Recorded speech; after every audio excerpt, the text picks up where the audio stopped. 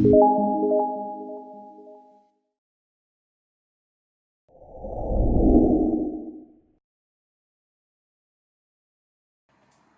everyone, this is Julio from Fitness Foundry and hope all is well.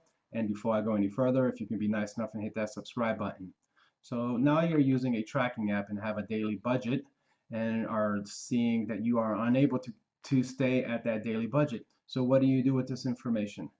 The first thing we want to do is identify the foods and beverages that are putting you over and how much it's putting you over. So you want to count that. Secondly, you want to consider seeing if you change the portion size or the serving size, if that brings you closer to your budget. And then lastly, we want to seek out other foods that are healthier. But just remember, the first part is to identify, and then secondly, we just take action. Weight loss is a process and you are in it.